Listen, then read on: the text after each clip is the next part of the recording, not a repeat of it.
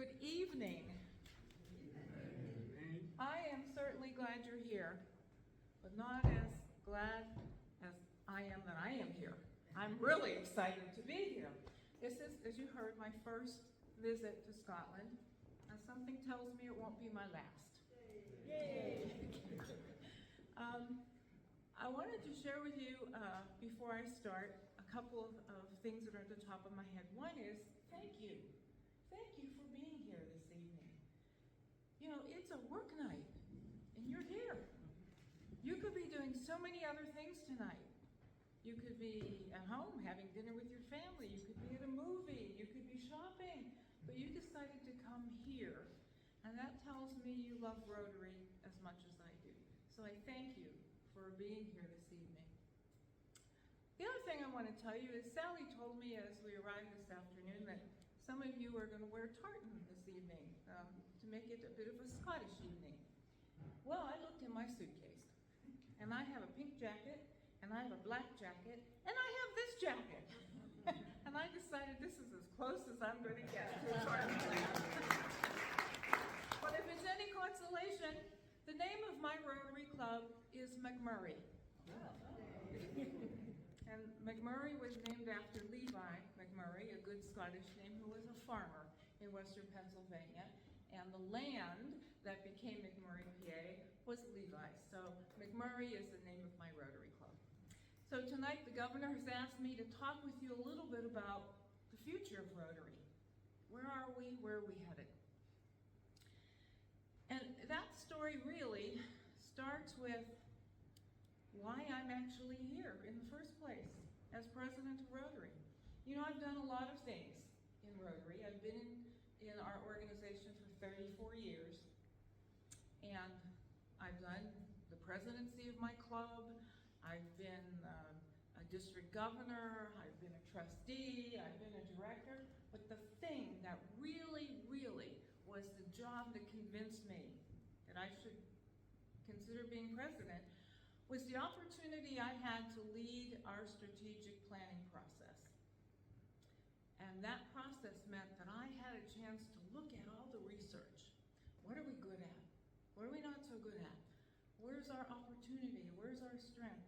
And we also talked to lots of people. We surveyed people, Rotarians, non-Rotarians, former Rotarians, Rotaractors, interactors, anybody for whom we had contact information.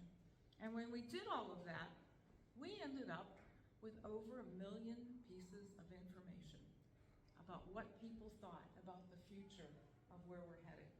So our job as a committee wasn't to write the action plan or the vision statement. It was to look at all of that and look for the patterns, and that's what we did. And of course, those two wonderful things came out of that research. Our vision statement, together we see a world where people unite and take action to create lasting change. And then our action plan, which the governor has referenced as your district plan. Now there's a reason we call it the action plan. You know, I said it started as strategic planning, but if I stood up here and started talking to you about strategic planning, within 10 seconds you would glaze over. Okay, that's not a sexy term. But action is who we are. We're people of action. So it just made sense that those 4 priorities become the basis of how we should evaluate what we do. So our future is tied to the action plan. The action plan is a tool. It is not Rotary or Stephanie or anybody saying you have to do this. No, it's not. It's a tool, and it's a tool for every club in the world. And every club can use it to determine how do we go from good to great, or how do we go from not so good to better. That's what the action plan is for. The problem, here's the problem. Rotarians are waiting, some Rotarians are waiting for the cookbook. They're waiting for the direction sheet. There is no direction for the action plan because every single club in the world is different. Even clubs in the same district are different. You all know that. Your club culture could be different from the club next door. I'm in my my third Rotary Club. The first Rotary Club, I was a member for 10 years. I was very happy. It was a great club. I loved it. But then I got a new job. So I went to the club in the town where my new employer was located. At best, that club was a lunch bunch. Meet and eat. They would meet and go. Next week they would meet and leave. Next week they would meet and leave. Well, by that time I was a previous governor. So I would stand up and say, hey, have we ever thought about doing youth exchange? And they'd look at their feet. Or the next time I'd get up and I'd say, hey, you know, we should all go to the district assembly next month. And they'd glaze over. I couldn't get them to budge, nothing. So I thought, I'm a previous governor. This isn't going to work for me. So McMurray is the town right next door. So I decided to investigate, and I went to McMurray, and I've been there for almost 15 years. Fabulous, doing all kinds of things, international service, community service, working with young people, working with elderly, all kinds of things. And those two clubs are right next door to each other and have very different cultures. So why do I talk about culture so much? Rotary is a business, all right? It's a business, and our product is our club experience. And if people don't like your product or your service in your business, what do? They take off. That's the same thing that happens in Rotary. People don't leave Rotary, they leave Rotary clubs because there's something going on that doesn't meet their expectation. So, when I think about why people join Rotary, there are different reasons. When Paul Harris started Rotary all those years ago, it was not to do service. He was in a new city. He didn't know anybody, so he found 3 other gentlemen and said, hey, let's get together every week. One week we're going to your office, then we're going to your office, then we're going to rotate, which is how we got our name. And they learned about each other, and they brought in more people, and 18 months later, they finally said, we're bright people here. We ought to be doing something good for our community. And they put a public toilet in Chicago. That was the first service project. Some people hear that we're about service, and they want to do that. They come in, they roll up their sleeves. Yes, I want to change it. I want to do great things. Perfect. Some people are young professionals, and they look at us and say, wow, that's an awful lot of experience there. I bet I could learn about public speaking, leadership, project management. Of course you could. And then others, same thing. They look at us and say, they all have a business. I have a business. I bet I could network. Well, of course, but Rotary's the original business networking group. So what we have to do is find out at the front end, why are people attracted to Rotary? Why are they coming into our clubs? Because then we're better able to choose our projects, our speakers, our socials. And we have a better chance of, from time to time, hitting on something that's going to make sense to them and engage them and keep them. Because you see, membership, I hate to use it, it's an acronym. Membership is like the sound that a dog makes, arf, arf, arf, A-R-F, okay? A is attraction. We have to make our clubs as attractive as they possibly can be. Keeping in mind that people have different ideas about what's attractive. My club is very traditional. I'm never going to leave it. I love it. But there are people in my community who are not attracted to this. They don't want a traditional club experience. They want something different. So my club said, well, let's investigate that. And we decided that we were going to create a companion club that meets at 5 o'clock in the evening. Because we're a morning club. Okay, we can't get teachers. We can't get medical professionals. They don't have patients. We can't get retailers. They're getting their business ready.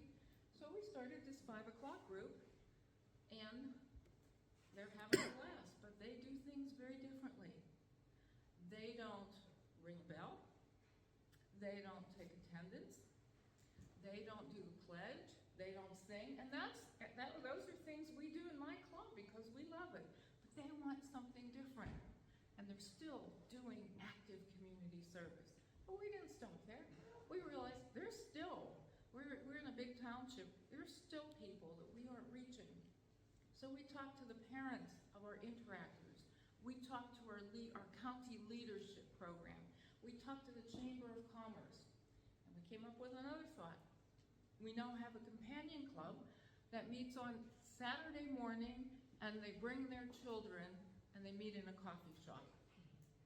And they're doing wonderful things.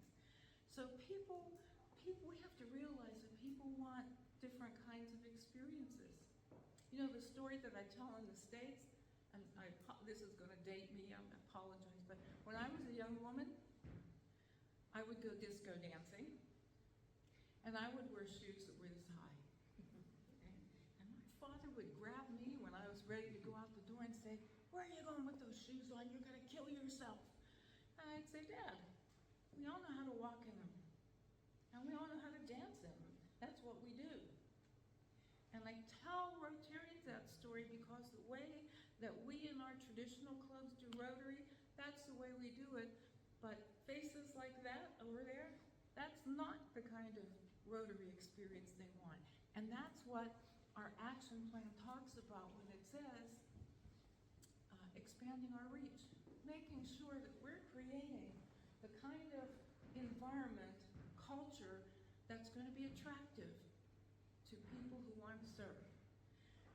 If people have the heart and the hands for service, and they're the right quality of person, they believe in our core values, fellowship, leadership, integrity, diversity, service, then there's a place for them to come into Rotary. Our Council on Legislation created new ways for us to do that. They created in 2016, that council created e-clubs and passport clubs and corporate clubs and cause-based clubs and all different kinds of models. And so we have to use them so that we can bring that generation in. Why is that important? I'll tell you what. Every morning, including this morning, I look in the mirror. I don't have 30 years in front of me to do Rotary, but she does. And he does. And I want to make sure that when I'm no longer here, there's going to be a lineup of people behind me to keep doing the magic of Rotary. That's why it's important for us to think about those things, to make ourselves so attractive. The second one, the R, that's the one that's killing us. That stands for retention. We spend so much time attracting people into our clubs, but we don't spend enough time figuring out how to keep them in our clubs. Now, there's some attrition that we can't stop. I mean, people are going to pass away. We can't stop that. People are going to get new jobs and leave. We can't stop that. People's partners may become sick and they have to become caregivers. We can't stop that. But when people leave because they don't like the bickering that's going on in the club, or they come week after week after week and nobody has asked them to do anything, or they miss a couple of weeks because they lost their job and they don't have a transportation, or they can't get to the meeting and nobody bothered to call them and ask them why, those are the things that we can and we should be aware of. We need to take care of our members. You know, sometimes clubs will say to me, "Well, we talked to members when they left and they told us their job got busy and they had to leave, or their family needed them for more time." That may or may not be true. Research tells me, I'm a researcher, tells me that when people do an exit interview, they're telling you what they think you want to hear, which could be different than the truth. I mean, if people are in a club and they're not getting along with somebody, they're not going to say, "Well, I left because Stephanie's acting like a moron." They're not going to tell you that. They might think that, but they're not going to tell you that. So we need to talk to them as they're coming in. What attracted you to this club? What do you like about this club? Do you like when we meet? Do you like how we meet? Are there things that we're doing that you'd like to get involved in? Are there things we're not doing that you'd like to do? Get to know who our members are, and that gives us a better handle on helping to keep them, engage them. Now, engagement has different facets. We were talking earlier, you know, when I was a young woman, in my area of the world, we call it highway cleanup. We pick up trash on the highway.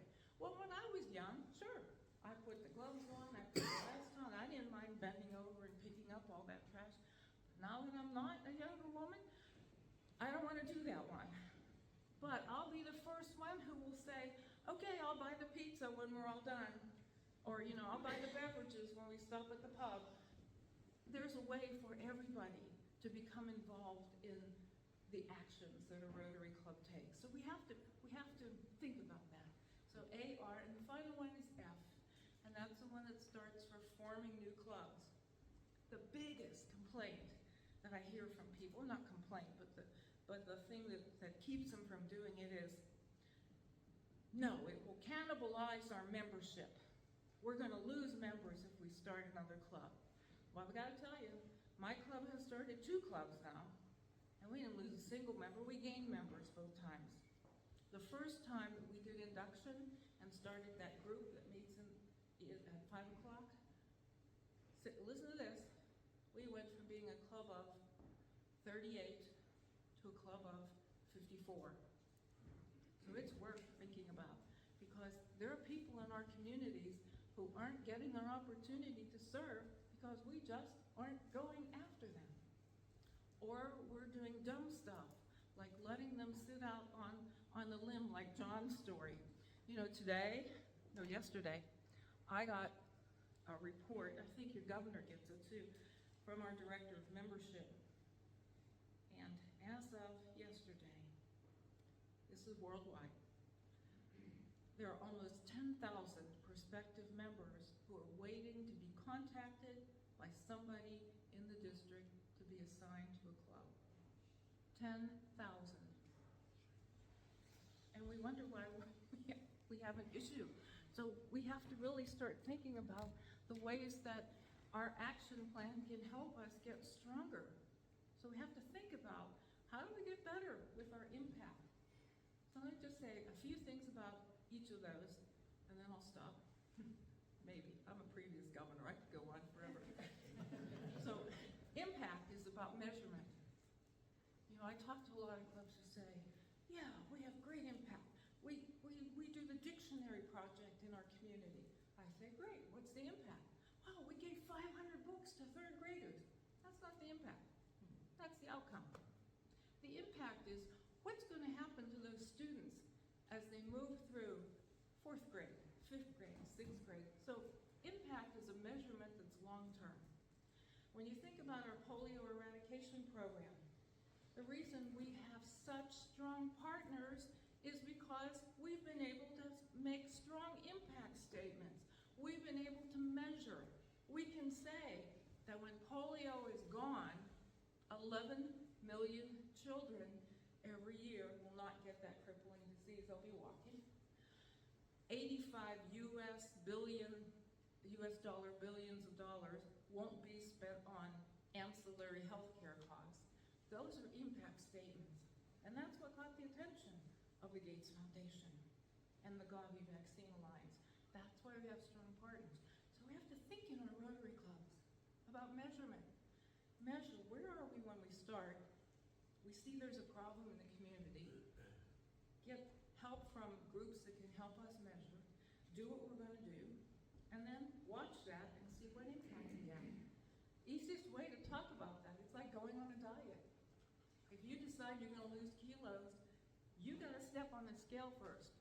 You got to see where you start. Then you got to do whatever you're going to do, and then you get back on it to see if it worked. So it's about measurement. Impact is measurement, and then that gives us the stories that we can share. The second one is expanding our reach. Easiest thing to remember here is take a look at your Rotary Club, and if it looks like your community, you're in good shape. If it doesn't, you have an opportunity.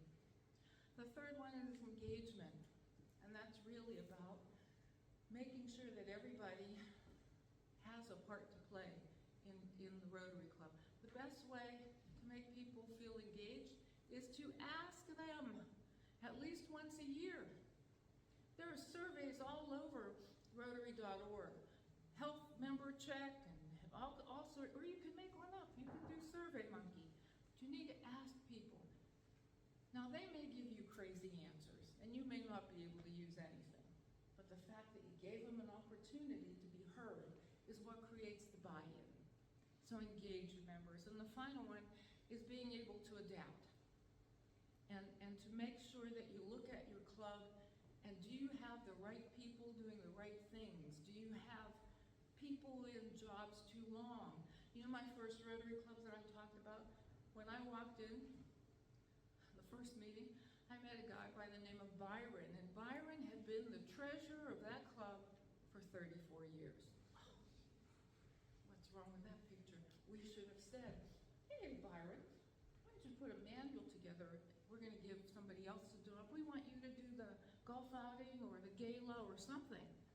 We weren't thinking, that club wasn't thinking about giving every member an opportunity to serve.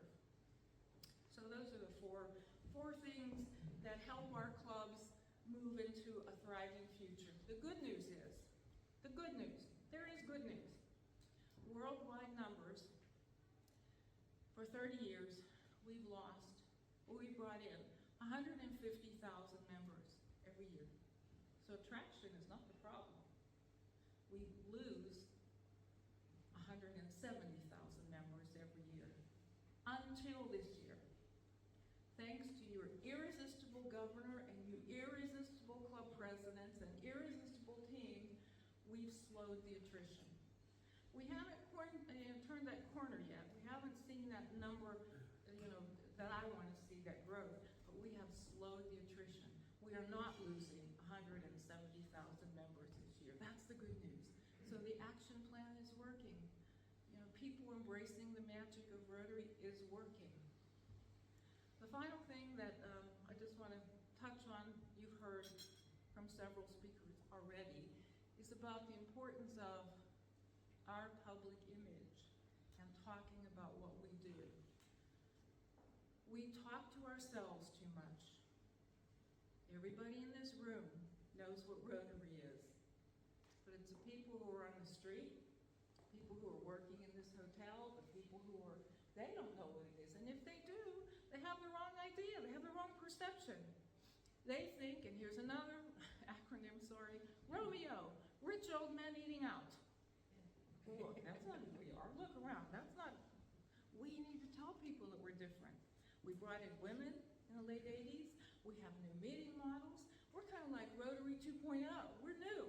And we need to tell people that, because if we don't, they still think we're an exclusive, male-only group of people who get together and eat lunch. So we have to change that. We have to change that. And we have opportunities to do that all the time. I feel sorry for people who sit next to me on an airplane. I told them put the headphones on. I'm talking about Rotary. And recently I was flying from Milan to Delhi. So this young man comes in, he sits down, he introduces himself. I'm 31 years old, I'm a CEO in Delhi, this is my company, blah, blah, blah. He said, what do you do? And I said, well, I'm the president of Rotary International. He said, oh, Rotary, I know Rotary. That's that organization for old people. I said, no, it's an organization for you, and let me tell you why. You're a young professional. You're 31 years old. You have a company. You could learn so much, networking. Blah. Long story short, when I left that airplane, I had his card. I gave it to the local DGE, and that young man is in a Rotary Club today. And we all have opportunities like that to talk and remind people about what it is that makes us want to do this. What made you get in the car and come here today? You love this organization. And that's what we have to share. The fact that this is our family. We do wonderful things. We create lasting change. And we are blessed to have an opportunity to be able to do this. So So before I stop and take questions, I will just share one more thing with you. You may notice that when I speak, if you've heard me before, and tonight, I always start by saying family of Rotary, and there's a reason that I do that, and I want you to know it. You see, I'm not married any longer. I was, but no more. I have no children, so it means I have no grandkids. My parents are long gone, my grandparents long gone. I have no sisters, I have one brother. So my natural family is very small. So as I go around the world and meet Rotarians, you have become my family of Rotary. So I thank you for accepting me, and I thank you for listening tonight. Thank you so much.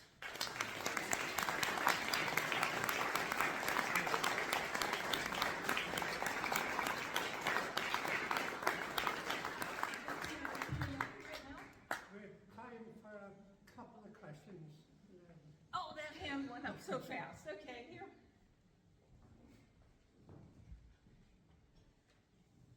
President Stephanie, thank you so much for that inspiring speech. Just a couple of points and probably a question as well. Okay.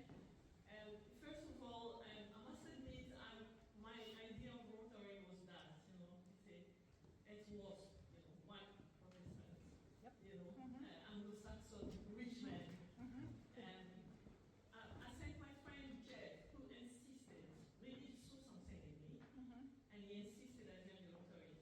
I mean, it took John 20 years, it took me 5 years.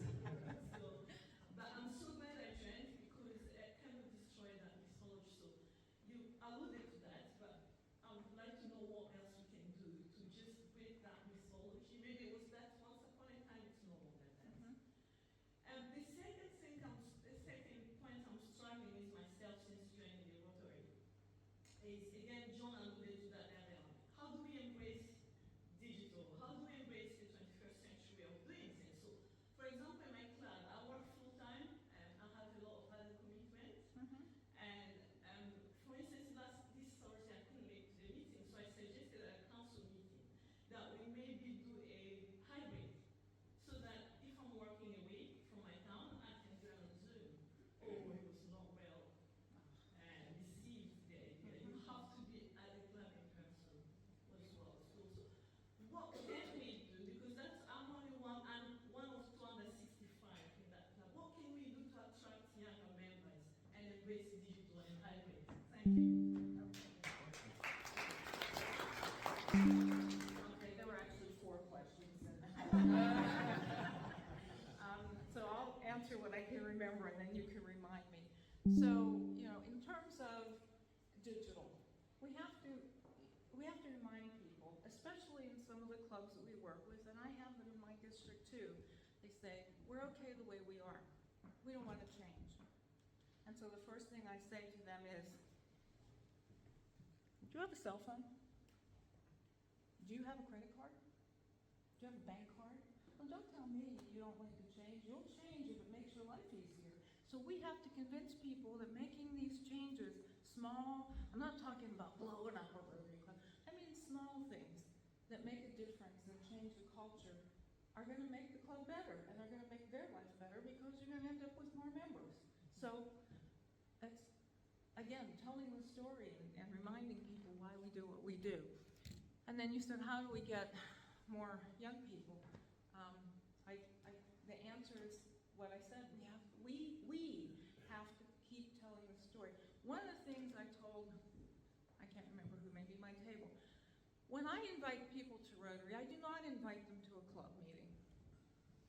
I invite them to a social or to a project, because we're all guilty of this. When we go to club meetings, the president stands up and says, the DGE and the DGN and maybe the DG are coming after COL, but before RILA, so get ready.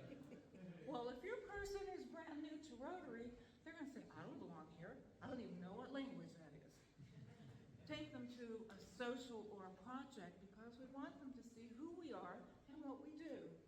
And so that's how we continue to do it. So I don't want anybody to put a hand up, but have you brought a member into Rotary in the last year? I have, but she's in Australia. Well, thank you. Well, I have 57 that I brought in since I was nominated as president, but But they're She not all left in my, yesterday for Australia. She's There you already in go. the club. there you go. But they're not all in my club. Yeah, they're scattered around the world. But I take extending this magical organization, I take it seriously. And you know, my friends, my family, there's nobody in my world that doesn't know how important Rotary is. Because I just talk about it, and I talk about how fabulous and what a change it's made in me. And in 34 years, how different and how my world has opened. Because it's our responsibility. We can't expect people to go to the website and read, because they're not going to do it. We can't expect people to open emails, because they're not going to do it. But they're going to listen. You know, when I have to buy a new refrigerator, I go around my neighborhood, hey, what refrigerator did you buy? How's it working? I ask for referrals, and I think people are the same way. People innately, well, maybe that's not true. Most people want to do good things. Most people want to do good things. And so they're going to look for referrals. How do I do that? And how do I get involved in this? You know, I talk about Rotary as my family. This is different than other opportunities. You know, anybody can pick this up and go find a meetup. Oh, yeah, okay, working at the food bank. Okay, and then you go and you work at the food bank and then you go home. That's not what Rotary is. When we get together and we serve, we form bonds with the people who are serving with us, who are in our clubs. You know, when I think about my life, person who cuts my hair is in my Rotary Club. Person who sells me car insurance is in my Rotary Club. My dentist is in my Rotary Club. I trust these people because I know they have the same kind of value system that I do, and they've become part of my Rotary family. And what did I miss? Did I miss something? No. Okay, all right, who else?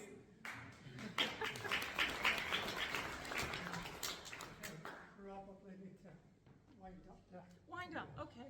I'm off the book, okay. Thank you,